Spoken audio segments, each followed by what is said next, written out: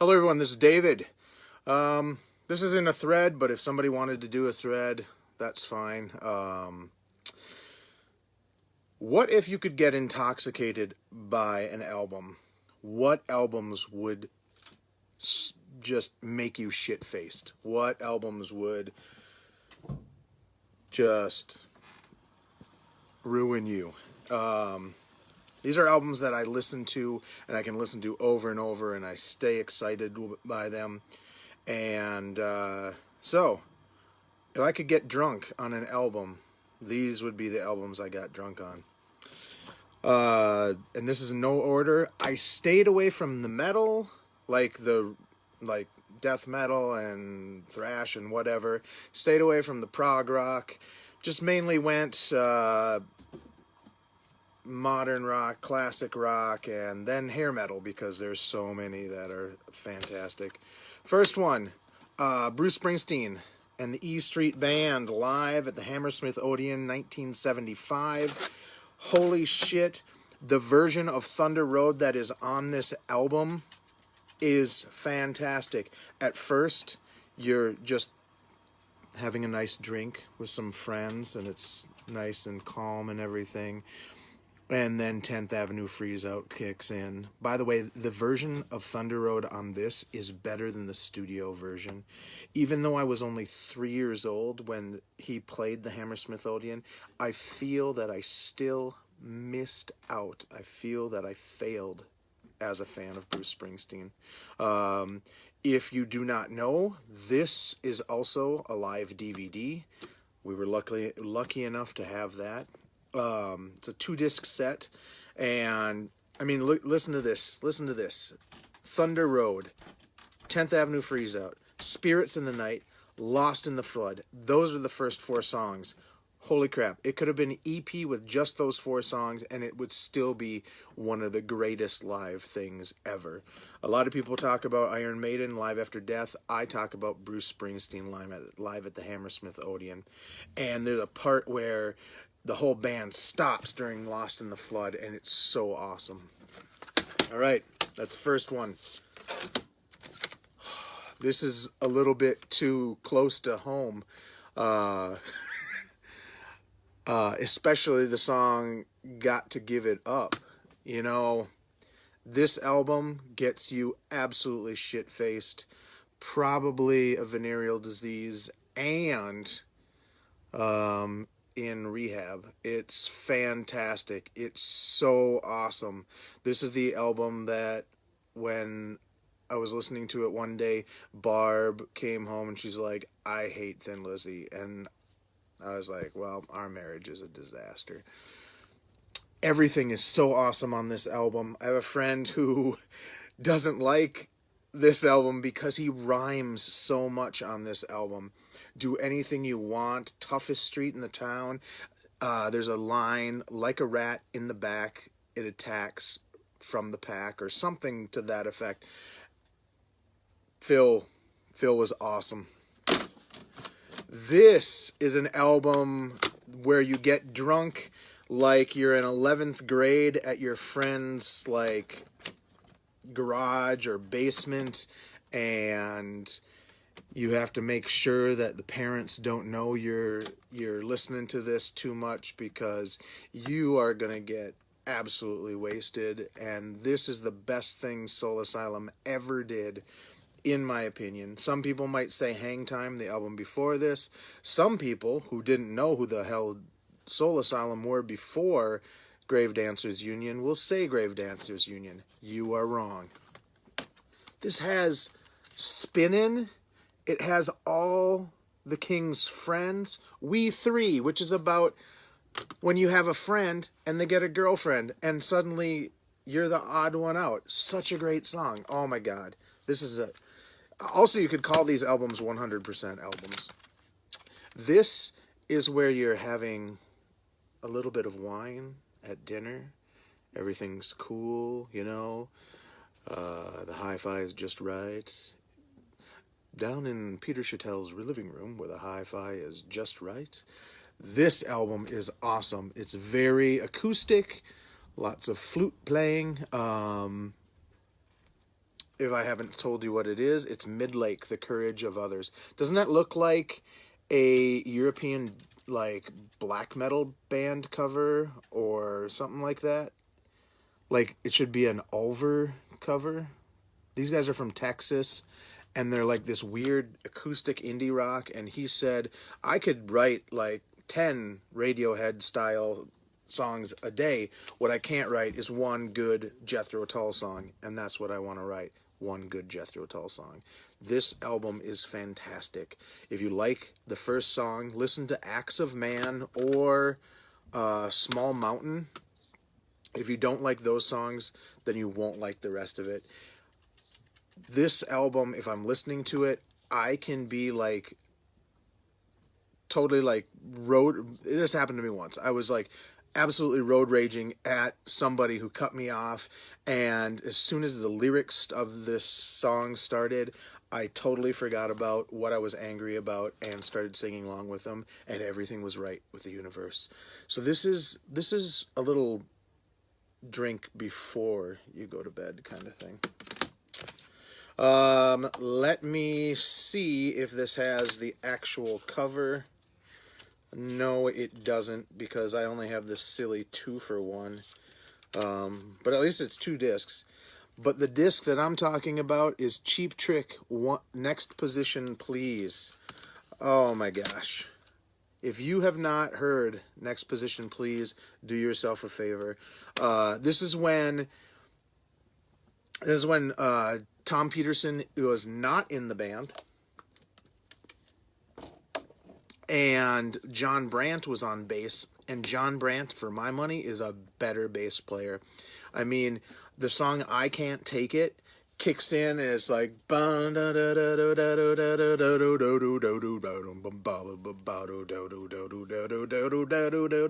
it's so great. It actually sounds like a bass player. It doesn't sound like a rhythm bass.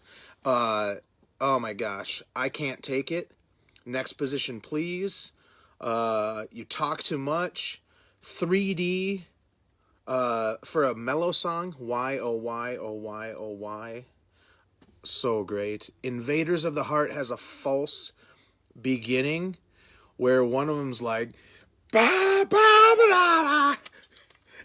It's so great. It's got so much. This is a party album. Or the first track on there, I Can't Take It, reminds me of like a John Cusack song or movie where he's going off to college. It's like that music.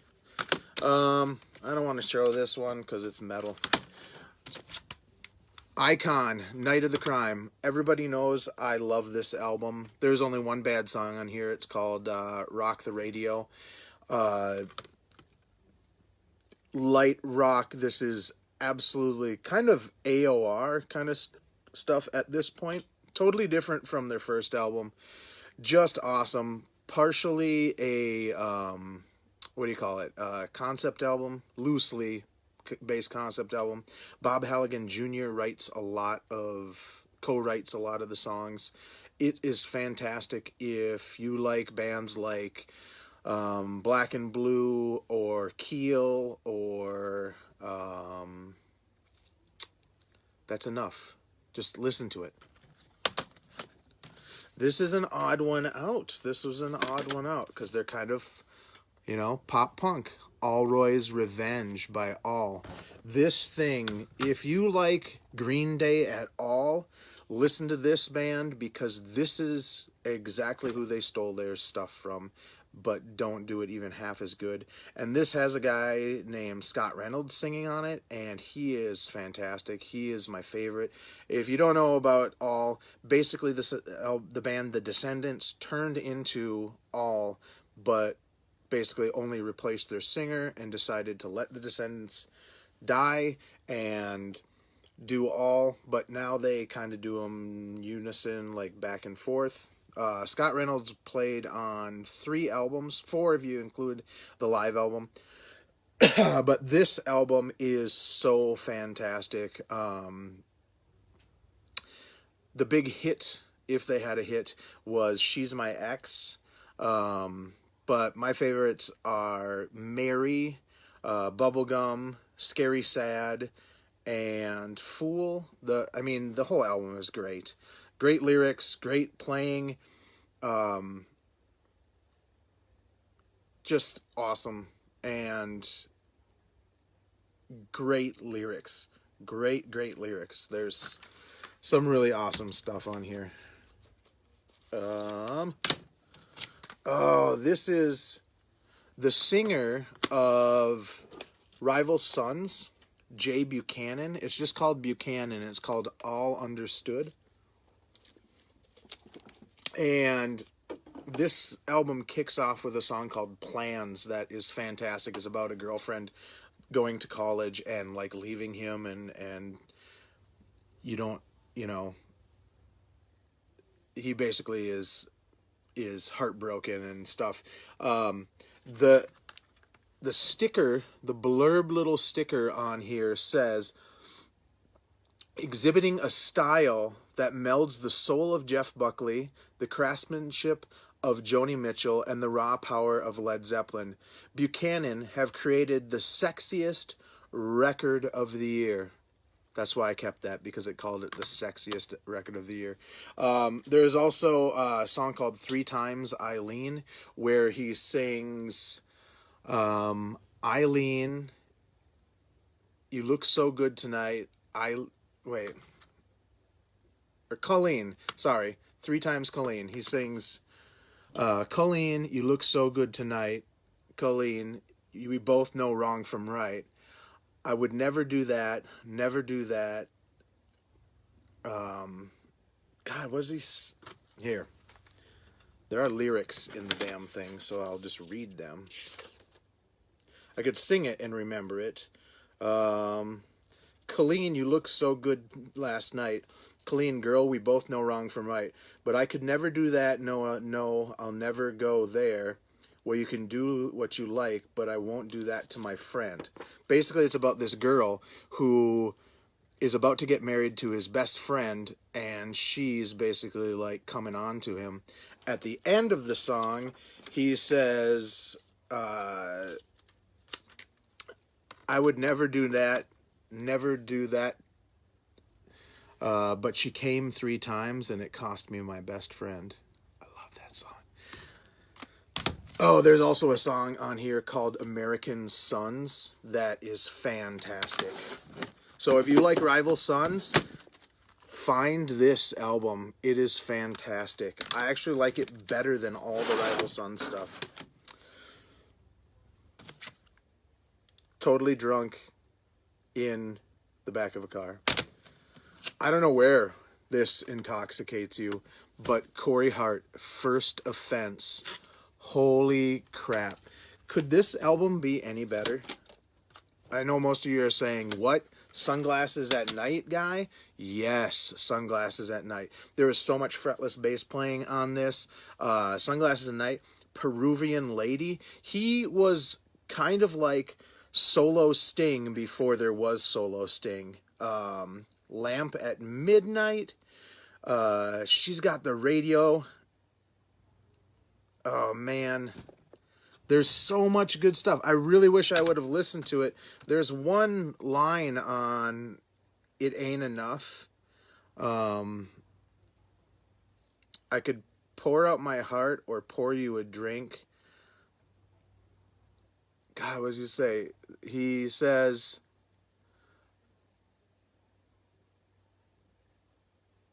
act dumb when I'm smart. I can't remember. Listen to It Ain't Enough. So awesome. The song Cheatin' in School, is Fire. This has a total 80s feel to it, of course, because you all know Sunglasses at Night. I love when double jewel case hinges break. That's always great. This is crappy artwork. I have seen this as a actual individual disc. Had to pass on it because I was broke. I think it had lyrics. That would be awesome. Corey Hart, First Offense. This is, drunk in your basement in high school and By the way, I don't drink. I've never gotten drunk in my entire life. Here's where we get back into like hair metal and sleazy kind of stuff. Or first time get into it. Seduce, Too Much Ain't Enough. Oh my god. So I want to do a video where I show a bunch of songs that basically are cover songs that I heard before I ever heard the original, and their version of T-Rex's Slider is on here, and it is fantastic. It shouldn't have been the last song. Accusations or Crash Landing should have been the last song, but Anytime or Place kicks off this song or album, and Watching, Been So Long, so good. This is so good. They have 2 albums. The other one looks like this, and this one is decent, but I never really got into it quite as much. I got this years and years later, like in 2002 or something like that. Maybe later than that. One of their friends was at a record show in Minneapolis and had this, and I was like, what the hell? He actually had it, I think, on vinyl too. But look at that hair. Look at that hair. But this one is the killer one. This, I just said the word killer. Yeah, this one's killer, dude. And I've said it before, Anytime or Place, I thought they were singing, because he's like, anytime or place, and I will be there. And I thought he said Laser Race, because I could never make out what he was saying. Oh my gosh. Royal Court of China, Geared and Primed. This band is like, kind of weird indie yet sleazy kind of Guns N' Roses vibe. Look up the song Half the Truth and you will get a good idea of what they sound like. They also have a song called 6 Empty Bottles, which is very appropriate for this video.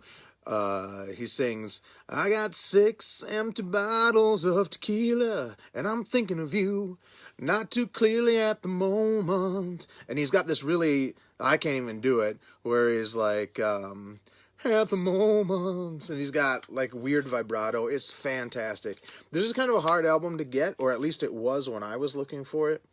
I believe the whole album is like maybe 28 minutes or something like that, but it's got 10 songs on it. It's got to be a little longer than that. 10 songs on it, just fantastic. Their album before this doesn't sound quite like this. It sounds more like, honestly, in that kind of REM kind of Trip Shakespeare vibe, I think. I can't remember what my wife said she thought it looked like. But yeah, Royal Court of China, Geared and Prime, and any of you vinyl guys, you should be able to find this on vinyl. I had it at one time. I might still have it. It's fantastic. What? Well, let me roll up onto the sidewalk and take a look, yeah. How awesome is this album? Pretty freaking awesome.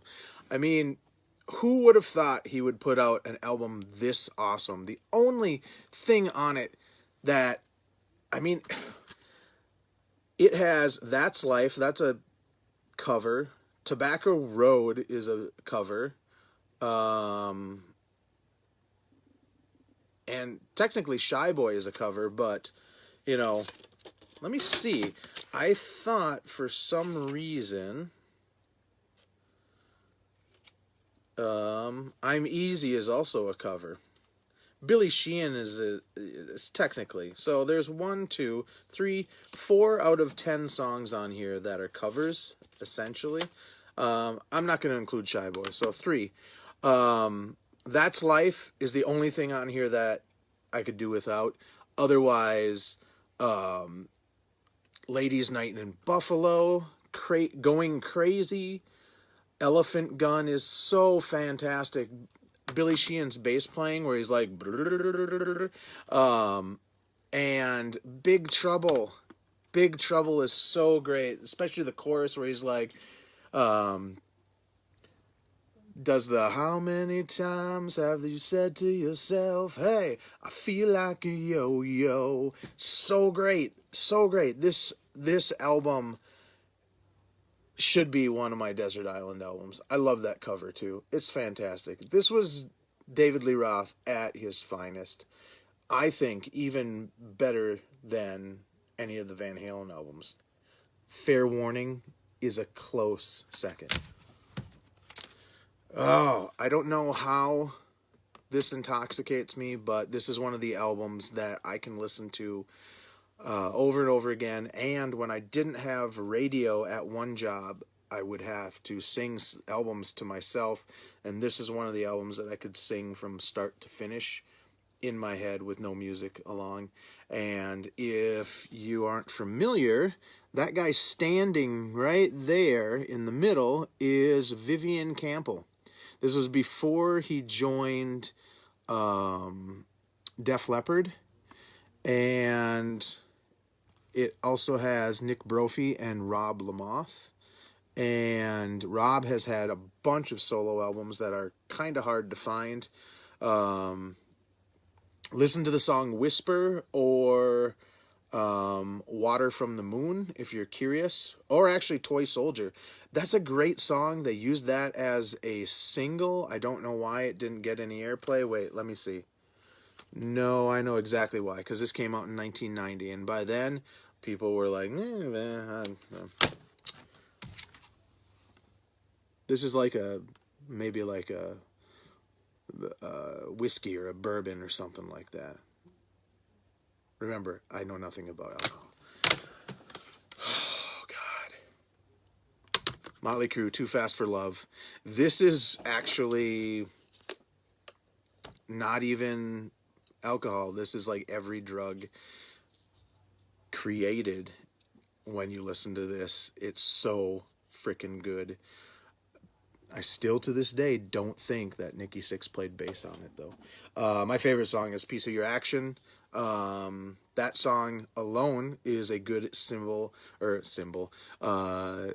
indication that Nikki Sixx did not play bass on this album. But everyone knows the two people that basically made this band awesome are Mick Mars and Tommy Lee. Even though Tommy Lee drives me crazy watching him or even listening to him, Mick Mars is the only person I have any respect for in this band, but holy shit, this album is great. Come on, bitches. When are you going to listen to Kicks? Everyone should have this album already. It is so good. This one is so good. As I've said before, AC/DC's fun younger brother. Just find it. Find it. It was recently reissued by some new company, and I have one of those reissues. It sounds great, and the artwork is almost exactly the same. The best thing Kicks ever did. First album. And the album that started this all off, I said to my friend, I am getting so drunk on the Cult Electric today.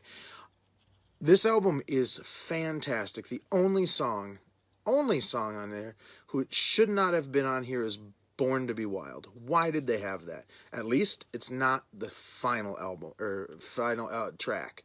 Memphis Hip Shake is the final track, and that is awesome. This is an album where almost every song on it,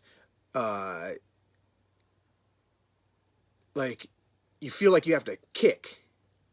It's just weird. So, you know how like when singers will like do a kick when the drums, you know, it'll go, you know, and they'll kick. Every song on, well, not every song, 3/4 of the songs on here, you can kick. Or if you don't want to kick, you can punch, you know. It's so great. So great. They got lightning in a bottle on this one. And if you have ever listened to the Peace version of it, there's a 2-disc version called Electric Peace. So they recorded this album with the guy who they had done, I think, Love with, and they weren't happy with it, so they talked to Rick Rubin, and he's like, well, let's redo all the songs. Let's make them more rockin', and otherwise you're just putting out the same album. I need to get the 2-disc version that has the original version and this, although I would still keep this because I love this cover and there's liner notes and blah, blah, blah. But I only have a burn of that piece mix, so there you go. Those are the albums that, if you could get intoxicated by an album, these would be them. And I did 1, 2, 3, 4, 5, 6, 7, 8, 9, 10, 11, 12, 13, 14, 15, 16, 17, 18. Didn't even count when I was doing this. So if you want to do a reply, go ahead. Or they could be albums that are 100% or whatever. I don't care. Nobody actually does any of the thread ideas. Not the ones that I do. Oh, poor David. Anyway, take it easy, everyone. Hope this wasn't too long, but you can always fast forward that shit.